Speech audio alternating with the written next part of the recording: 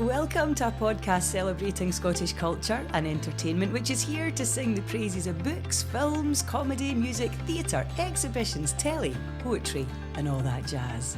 I'm Nicola Meehan. I'm an arts writer and broadcaster, and I'll give you the lowdown on what's coming up, what's happening now, what came before and what we love, which is to say that every week I'm here to give you a kick up the arts. Now, just a reminder that there are a few live events coming up. I would love to see you there.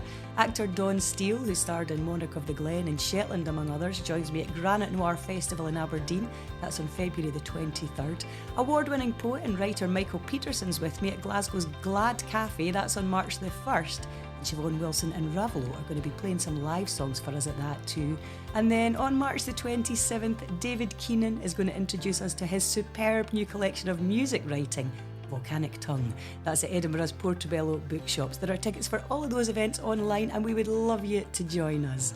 In the meantime, on to this episode, which celebrates the work and the living legacy of Scottish-Ghanaian artist, photographer, filmmaker and writer Maud Sulter. It's thanks to a brilliant and free exhibition that's running at the Tramway in Glasgow until the end of March. Titled Maud Sulter, You Are My Kindred Spirit, it's an immersive experience in moving image and spoken word archives alongside photographs, montage and written works like her Alba sonnets, and her voice rings out across the building. Maud was born in the Gorbals, not far from the Tramway in 1960, and she died after a long illness in 2008. She began her career as a writer and poet before expanding to include photography and visual art, often addressing the erasure and representation of black women in the histories of these disciplines and giving a voice to the marginalised. Along with the fantastic exhibition itself, there's a live events programme curated by Palumio de Banjo, which includes poetry evenings, collective readings, presentations, conversations and a rare screening of Maud's play Service to Empire. That's all coming up in the coming weeks.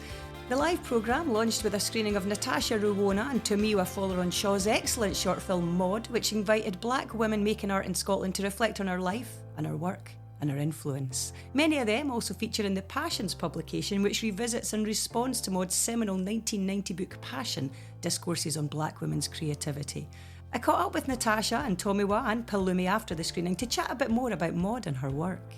So do you want my name and just what I do? Yeah, name and how you would like me to describe you other than just brilliant, which I will do anyway.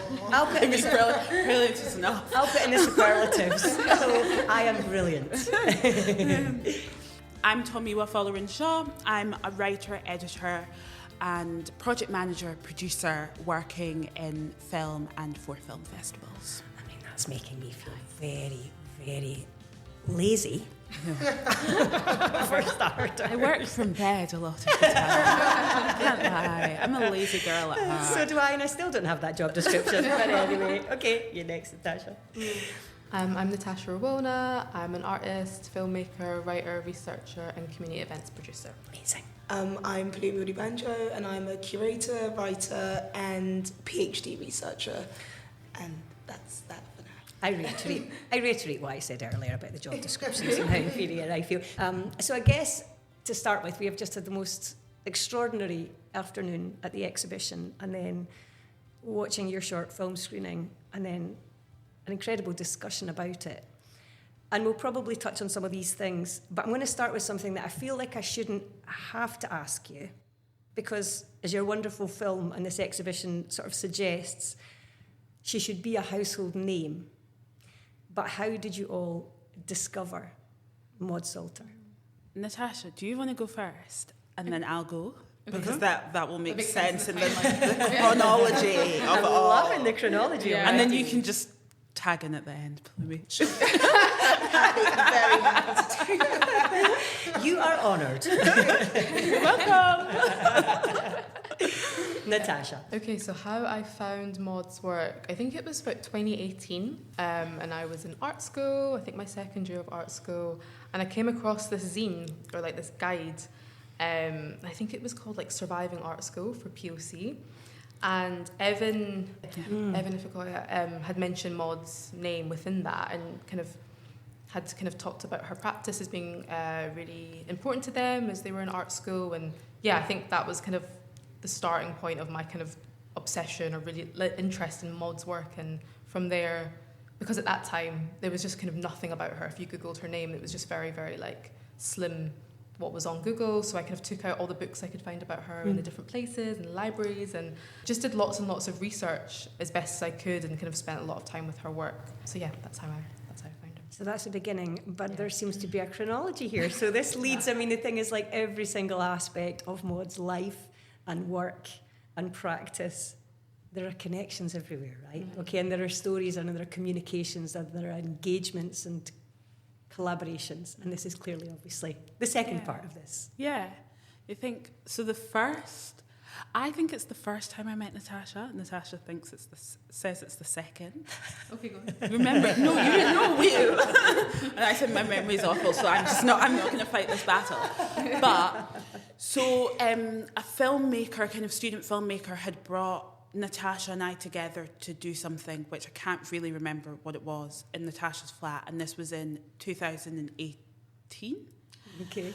And that sounds really weird. Yeah, it like brought us together to do something in the flat. Anyway. I'm not here to judge. Had brought us together to film something that I'm actually going to... I really can't remember that. Remember. Okay. I think it was about being black and Scottish. Okay, thank you. A filmmaker had brought us together to film something about being black and Scottish. This was the first time Natasha and I had ever met, to my memory. And I think at some point towards the end, Natasha was like, have you heard of this artist called Maud Sulter? And I was like, no, I haven't. And then left, and then got on the bus to go home, and was just like Googling her frantically, and just being like, this woman existed and exists, and how do I not know about her? And she was only born in 1960. You know, she's the same age as my dad. Like, I don't understand how I'm just hearing of her Quite. now. I was so confused, and then went home and like told my mum, and then told my dad, who was then like, yeah, I knew her. Like, I'd met her before. No. And I was just like, do you know? But it had been so long ago, and then she died, and we're talking 10 years after she died. But like, and then found these kind of other small connections, like, which were quite personal to me, of people who knew her, had met her, had worked with her. And that also feels really weird feels very strange, because it's this person that, if they were still here, I almost think it's impossible that I wouldn't have come into some kind of contact with her. And then, but she's not here. And so, finding these, and also the possibility being in these like close personal connections, but it's actually just coming from this new person at that point. We didn't even have like a friendship as such. It's just such a new person. And then Natasha and I like grew up very close to one another, but never knew each other. We had friends in common, but we never knew each other. We were just meeting. So it all feels like, in a way, kind of like serendipitous. Like this, us meeting at this time. I had just graduated university, like a year after graduating from Edinburgh Uni, where you were at art school, and it's this coming together, and then finding out about this woman, and just like being quite a big part of our friendship, I suppose, as well. Quite. I love that it's even a name, but you were saying by the time you're on the bus, you're almost frantically, obsessively Googling. It's like there's nothing, and then there's a world, infinites. What about you, Pulumi? Does that chime with your own experience in any way? I mean, it does, especially what you said about, I guess, once you kind of put a name to Maud Sulter, you see one or two of her works, it's just, you go down such a rabbit hole of like, I want to know everything about this person, who she was, how she worked, who she knew, and you just, you realise that she knew so many people, so I'm not surprised that your dad knew That's her. Lovely. But in terms of how I guess, like, met Maud, as you were speaking, I realised I probably can't actually pinpoint the moment that I first was like, wow, this is Maud Sulter. Okay. I'm going to Google her, I'm going to search her. But I do know that for quite some time, I guess in exhibitions, I did see many of her works pop up, so it was almost like a kind of fragmented image of her across these like incredibly different spaces. So I think I saw her image, I definitely recognised like a very striking, incredible face, but I didn't I think I paused, and I think I would have definitely paused and thought about who this was, but in terms of kind of sitting down and doing that research, I think in my time it was doing research about specifically Black British photographers, and really going as far back as the 50s and doing that real like excavation of who these people were. And that's when I came across Maud Sulter and really dug deeper into that. But then, as I just said, it's funny because I know that Maud's name, in terms of remembrance and how we kind of think about her today compared to, and I guess it's more of that question of like, should she be more well known, which I think is something that kind of sticks with her whenever you say her name. And I find it so interesting because I think in the research that I did, and I imagine you both did, she was incredibly well known when she was working by her peers. Yeah, and she was so celebrated. You can see it in the work, the people she works with, Libena Hamid, Bernardina Maristo. She was an incredibly popular person and woman. So it's interesting and lovely how we now find out about her, but it's also acknowledging that people who are still alive know so much about Maud and met her and knew her and worked with her and were friends with her. Yeah, so it's really lovely, I think, the work that you both are doing as well to bring those stories together. Yeah. But yeah. That's so true. It's also interesting, Palumi, that you're saying that when you first met her, you were getting kind of fragmented snapshots of her within different exhibitions. And I think certainly what feels so powerful and really actually so moving about this particular exhibition and this context is the fact that, you know, it digs deep on so many themes that resonated throughout all of our life and our work and our voice, whether that's memory, whether that's family, or a sense of absence and presence. But also it's particularly about this space. It's about the tramway. It was on our doorstep.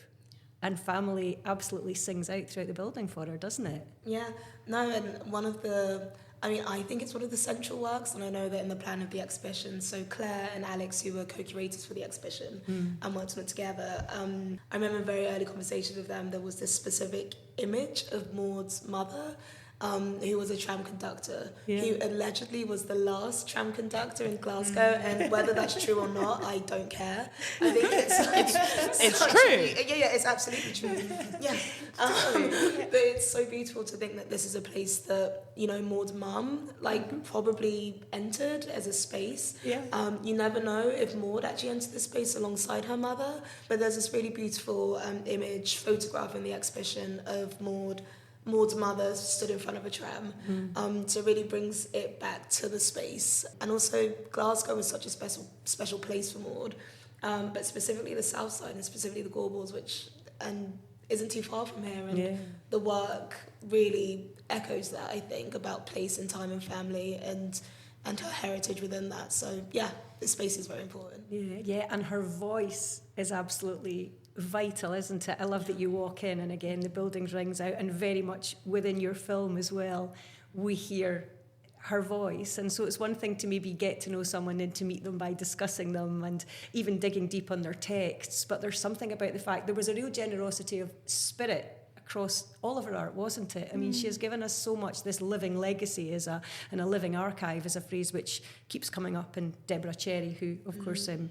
had a lovely lecture about her as well a while ago now. I say everything was 2 years ago, it was probably 10 or 11 when Street Level Photo Works did an exhibition. But it's this idea that in actual fact, you know, there are infinite possibilities, because you've got your film, but there was also this brilliant publication, Passions, where lots of different artists and creatives revisited and responded to our work. There's so much that's so alive in it, isn't there?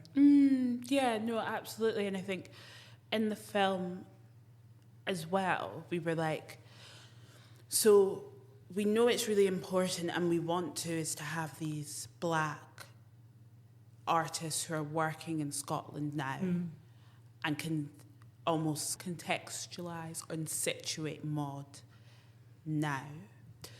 But also, how do we have some of Maud's work within the film? Like, how do we have Maud's presence, I suppose, within the film? And it didn't perhaps feel right to do her artwork or to kind of explore her artwork. I think maybe like visually that wasn't what we wanted. And so we have these parts that, kind of they almost like segment the film, but they also tie it together, and it's Adi Busola's mouth reading Maud's work, and that was just felt really like special and important, you know, and that was time, like in a good way. I mean, of thinking about, okay, what poems, what works do we want to include, and what do they mean, and also when we're placing them in this context, are they making sense? Are we like honouring her as there's all these thoughts that are also going on. It's not just a slam dunk decision of like, okay, let's find some poems and chuck them in there. We need a beginning and an end now, guys. Yeah, let's do it. And doing that, and it felt really like holistic, but also really just special to be in Adi Busola's home, and so generous of her as well to invite us into her home. And it was her studio as well. Yeah, and her studio, and to be in her studio where she's making her work. We saw the work that the painting that she'd made for the Passions publication, and we're there, and also, you know, she's someone who's like a little bit older than us, and is just, so just special, I think, as well. And I think there's also so much stuff. The film is 15 minutes, but we've recorded so much more than that, and so there's all these things that we are really lucky to be able to cherish of the making of it as well. I loved that there was a brilliant conversation after this screening tonight, and one of the things you said to me was that the film is 15 minutes. It's been in the process for years, and that for a long time, perhaps for years before that, it lived in the hearts, minds and group chats of quite a few of you. So Natasha, tell us a bit about the point at which it maybe left the group chat, right? I know it's still there as well, but you know, and started actually becoming this other entity, this thing that was taking on a life of its own and an energy of its own, because that's a leap as well, right? And you've got to take that leap at some point and go, okay, are we going to actually do this? Because you hadn't really intended to make a film about Maud. Yeah, no, exactly. And I guess we had begun, like, as in Tamiwa and I had begun collaborating as film programmers. So I think that was also quite the beginning of these conversations around film and Scottish films and Scottish black films, and what kind of films are we programming, or what do we want to program, and what do we want to kind of see in the film landscape in Scotland. And we realised that there was a lot of things missing in terms of that storytelling. And I suppose we had these conversations around that through that practice of programming. But at the same time, I was on the Rhubarba committee, which is an artist-led space in Edinburgh. And I had begun this project, kind of taking what I was doing at university, but actually now kind of working with my collaborators and committee members at Rhubarba to think about what a project about Maud might look like in this context, led by artists, because there was a lot of institutions that were working with her work. But actually, what does an artist-led project maybe look like? So the Passions publication was the kind of first point of that, and inviting different collaborators to respond to the original Passions publication, and Tamiwa was one of those people. But then also we thought, kind of what's next from this, and how can we continue with this project and Maud's work and life and legacy. So I suppose there was just different conversations that were happening between us, but also, so Kadea was part of the Rhubarba committee as well. Chizu I'd met for a different project, and I suppose there was some sort of like piecing together, almost like organic process, I think, of bringing people together, right? That it just was like, oh, so like if we're going to make this, who are we going to make it with? And being really intentional about that as well. Yeah, being really intentional. Yeah, and like, I think like, because I've looked back at the messages, and it's also like, so the group chat started with Natasha and I, and us just being, so it's like, okay, we're making a film. Okay, we're really making a film. Okay, we're making a film. Like, that was kind of how it went. How do we do it? Yeah, like, and what are we doing? And then just being like, okay, so we're doing it now. And yeah, like you said, being really intentional about finding those people and working with those people, and us having this friendship and relationship like that grew throughout this process is really special to then go in, because like also you're going in and you're going into people's studios. You know, we were in Adi Busola's studio, Zoe's studio and Sakai's studio, and we're asking them to talk about Maud, but we're also asking them to talk about what it is like being a black artist in Scotland. Yeah. That is not that is not fun in the slightest. You know, that we asked a lot of them, and they were so generous in what they gave us. And I would like to think that was also part of because of us and what we were giving and the relationship and the things that the conversations that we were all having. The idea of conversations, though, and the community aspect and the collectivism, again, rings throughout so much of Maud's work, but also particularly, I would say, in this exhibition, Pulumi, as I say, we walk in and the very first thing I hear is Maud's voice. And I wondered about, you know, that aspect of digging quite deep on family and maybe archive and footage that's maybe not been considered so much in the past, if you're seeing a more fragmented, if you like, version of her. Yeah, well, this exhibition, I think, I speak for myself at least, when I did encounter these fragmented versions of Maud in the past, it was definitely mostly Maud's photographic work. Yeah. I mean, if you're lucky enough to kind of come across her poems and texts as well at the same time, then that's great. But I think it was her photography, her really incredible photography that I encountered first. And yes, her video work and kind of voice work had been used in the past, but it was actually mostly in exhibitions when Maud was alive, and I guess the work wasn't considered like an archival work. It was just her living practice. And we really wanted the exhibition to feel to be an extension of that living practice. We didn't want it to feel like a retrospective in any way, and that's also something that was really important in this live programme, for it to not be just a reflection of who Maud was, but to really kind of speak with Maud and kind of be voiced with her in the same way that the exhibition voices her. So yeah, the video work being kind of the central medium of the show was a very intentional choice by Claire and both Alex as well. It was also great to have the consent of the estate, who worked really closely on this exhibition as well, because they were, if anything, they were the most keen to really push out this other kind of dimension to Maud's practice outwards towards the public. So it's really beautiful, and as so many people have said, and as you've said, to walk in and just to hear the voice of Maud Sulter, yes, but of a black Scottish-Ghanaian woman, you know, with a Scottish accent, whatever that may be. I know it's Glaswegian specifically, but to hear these different levels, I'm going to get crucified. Got the lingo. Yeah. But it's so powerful to hear voice and to really give life to this work and this body of works. Yeah. It feels like such a living space as well. I love the fact that when we first met, in fact, I said, I'm wearing some hideous yellow tartan trousers and I've got a giant bag. Best description anyway, so when you came down, and I was sitting in this sort of reading circle, you know, this wonderful space. It's a performance space, and everything's there, the Alba sonnets which are ringing out. But I just really loved the fact that felt very warm, it felt very welcoming, it seems very alive, it's huge. I mean, it's massive, and yet there's something very I didn't feel alone there, you know. And I think there's something lovely about that, her voice, but also having access to the texts as well, so you could come in and really not know, and by the end you've got such a sense of this woman, of her art, but also the diversity of her practice, you know, publishing, poetry, you know, every organisationally even, she's fantastic, isn't she? So I can only imagine when you're like going down this rabbit hole on the bus home, having met Natasha for the first or second time, I'm not taking any sides, everyone has their own memories, you know, where does it begin and where does it end? And isn't that just utterly wonderful that her expression is so vast that we can keep finding new worlds and new ideas and new voices within it?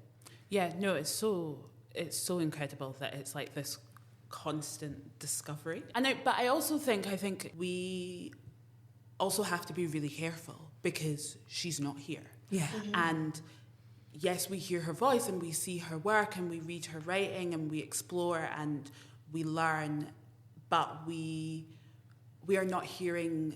We are creating this context ourselves. Yeah. She is not here to tell us the context, not even create it, to tell us the context. And so it's as much as feeling her presence. I think I'm struggling a little to find the words, but I suppose it's just, to be careful and to be careful where we place emphasis and to not create myths or ideas as truth about her, because she's not here to say them for herself. And it's interesting, and it depends, like who you speak to as well, and even them, you're getting another story or another side to her. But I think there's also one of the things that I read in her work and I see through the work she did is that she did not love the institution. And so we need to remember that. Like when you talk about the celebration of her, of Maud, and people asking about that, it's also like, well, would Maud have wanted to be celebrated in this way in these spaces? And we just don't know. So we can't make a decision. We don't know. But And also just to add on to that, because I think that's so important. And there is, not to bring the tone down, but there is such a danger of kind of mythologization of these figures, of these black female figures. And, even like the labels that we may give her today, would these be the labels that she would, place onto herself? It's really important what you said about the narratives around the work, and something that I found so interesting and also great with the estate was when they didn't know a certain fact, for example, about the work, they did just say, we don't know, we can only speculate. And I think it's so important to remember that the speculation, that's all we're doing. She isn't here. That's not all we're doing, because there are so many people who were her peers, who wrote about her, who wrote with her, and she's luckily left us such a plethora of like her own words, so we can kind of interpret from that. But she isn't here as like a physical body, and it's important to acknowledge that. And I hope that that's also something that slightly echoes in the exhibition. Again, kind of, we see the bodies and faces of her kind of family, for example. We see these family photographs, we see footage of them in the work, but we aren't speaking directly to the family members. We barely know their names. We barely know if they've consented for the work to be shown in this way. There's just so many layers to her practice with that. I think as well, like, there's something around that kind of sensitivity, I guess, like what we were thinking a lot about when we were making the film, because we weren't, approaching it as a necessarily like a kind of biography or like a timeline around her work. We realised that this is more responses and reflections and also feelings that people have towards her and the way that she's influenced and impacted them, the way that they're working, but also their life as well. So I think there's some element in that around us as being kind of like facilitators of that storytelling, but having multiple kind of voices and perspectives within that. Obviously there's like kind of echoes throughout the film, which is fantastic, but they are all different lives and perspectives responding to Maud's work as well. And within the film, Adébí Solis kind of reflects on the fact that memory, the excavation of memory, but how you make stories, the stories that you tell yourselves, they're completely different. I mean, that rings throughout the film and through so much of the work as I interpret it, but also I love the fact that we sat down here, and there's a difference even within your own recollections of how you two met. Was it the first time? Was it the second time that you spoke about? So, there's no definitive, but sometimes it's about having the conversations and asking the questions, and for us to be in this space and do that and to hear the conversation that you had downstairs. And maybe her mum was the last tram driver. She was. No, she was. Because I have just decided she was. So I'm stating it as fact. It's now the truth. Elsie, right? Elsie Sulter.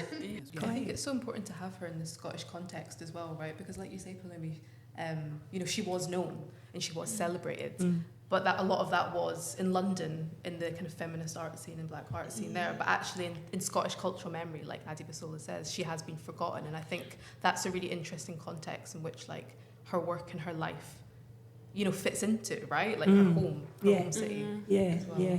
And again, that's one of the things that's really lovely about the fact that there's the film, there is the publication, there is this exhibition, but there is this live programme. You can maybe tell us a little bit more about what else is happening, because there's a lot happening and a lot more conversations to be had and questions to be asked, right? And you don't have any notes, so I'll put you on the spot. Absolutely no. Oh my God. How hard have you been working? Rest assured, I will list them all, I promise, in my outro. But the live programme, which, was kicked off tonight by these two wonderful people and artists, and the other artists as well involved. The live program was really, as I said, about thinking of the exhibition as a kind of extended space, you know, and not thinking about it as like a public program which is additional, but actually it all being kind of made together and influencing like many decisions. For example, the space that you noted in the exhibition, the kind of circular like seats, that space was specifically carved out for events to kind of be activated there. So there's a real dialogue between the events program and this. But yeah, we really wanted to kind of tap into these different parts of Maud's practice through medium, through theme, through, you know, people, and through form. So we have, you know, we had a screening tonight, we have a poetry reading coming up, we have a kind of afternoon of presentations and responses to the exhibition. We have a closed reading group where one of Maud's plays, Hysteria, which not many people have had the opportunity to read that play. That will be a kind of rehearsed reading of that play, which is going to be really beautiful. And then we have another screening of Service to Empire, which was a play that was recorded and produced by the National Galleries Scotland, and also in collaboration with the Maud Sulter Estate. So it's a very multidisciplinary program and hopefully reaches out to quite a few different audiences. Yeah, I hope it touches on everyone's kind of interest, whether it's poetry or film or vice versa. So yeah, that's the best I can do right now. I think that was absolutely great. I don't need to record an outro, that's perfect. But it's also very much the case of taking this forward as well, isn't it? And I mean, that idea of the fact that, you know, you met at this house, you had this conversation about Maud, and then this really what sounds like seems to have been such an inherently collaborative process between the two of you on the film. I mean, I don't know how that compares to your other experiences and your sort of working practice, and if that's something that perhaps because of this you would take forward, you know, this idea of working so closely in and indeed out with the WhatsApp group. I think it all happened at the same time, and I suppose I don't work so much as like, I work more as like a producer or project manager, but still like working with artists and with writers or whatever. And so I think for me it has, I suppose, influenced my practice or my work in the sense of I'm like, okay, well, who's missing? Who's not here? Who can we include? Who can we work with? Who can we connect with? And I think, that's something as well. When we did programme at Glasgow Film Festival, it was also about like, okay, who else are we bringing in to be in dialogue with these films, and they don't have to come from a film background or like even a moving image background. They can, who are they and how can we have these conversations? So in my work sense, it's been really important, but I suppose like personally, but also like in the work that I'm creating or like the things that I'm working on is about, well, like really thinking about who is this for and who do you want to be happy about this for you? Like, who do you want to celebrate this and like, whose boxes are you ticking? And I think Maud's really helped me, and this film really helped me think about that, and has been like, well, it's about like my people and it's about my community, like whatever. And that community looks different at different times. It's not just one community, but it's thinking about that and thinking about what's happening like here, which is like, you can call it down here, you can call it off to the side or whatever, rather than up here, and makes other people happy and makes the institutions and the funders and all that happy. I don't really care. Absolutely. You're nodding a lot, Natasha. No, I do definitely agree. I think this feels like, well, that film felt like the starting point of something bigger in terms of like my practice as an artist, but also kind of doing events and things and really just collaborating, I suppose. I think that's the thread that runs through everything I do. I don't really feel like I have like an individual practice anymore, because it's always in conversation. It's always, collaborative. There's always people feeding in. And that really began with the project, the film and the project that we made. And I think that has been the most exciting way for me to work, actually, as well. And that's something that I've really, really enjoyed and didn't really realise that I needed as well. So, I guess that's kind of how the starting point then kind of got me to this place now of being more in community with others. Yeah. We've spoken about the film, we've spoken about the exhibition, we've spoken about the live programme. Can we still get our hands on that gorgeous publication? We can still get it online, right, Asha? Can you get them online? You can't. You'd have to email. There's some here though. Yeah, I don't think you can get them online because I tried. I know, that's why. However, so did I. That's why I'm asking. This isn't for the podcast. This is for me. Yeah. But I mean, like, maybe if you emailed us. Which it does say on the website, email for a copy. So I just needed to do that. Yeah. So But I also have them here. So Email us or like, I don't know, slide into my DMs. Yeah, totally. And also, Natasha's kindly said that we can keep some copies in the exhibition space for people to access and read there. Okay. So thank you. Oh, really? Perfect. Thank you. Okay, well, I'm going to let you guys finally get your Saturday night, and I'm going back to the reading circle to get your publication. Promise I'll leave it behind, I promise. And I'm sorry if I'm creepy, like in 2 minutes' time, and I email you about buying one. Thank you. Listen, thank you so much. It's great to chat to you, and I hope I can see your film on the big screen again soon, because that's where it needs to be, right? Thank you. Cheers, thank you. Thank you. Thanks again to Palumi, Natasha and Tomiwa. Maud Sulter, You Are My Kindred Spirit runs at the Tramway in Glasgow until March the 30th. It is free, and there are lots of other ACE events in the live programme. Have a look online for more details. Maud Sulter also features in the terrific Outside the Circle exhibition at Cooper Art Gallery in Dundee. They've got an ACE live programme too, incidentally, and you can hear more about that in an earlier episode of A Kick Up the Arts with Dundee legends B. Charlotte and Gail Anderson. For now though, thank you for listening. Don't forget, get your tickets. Come and see A Kick Up the Arts in Aberdeen, Glasgow and Edinburgh. Come to all of them.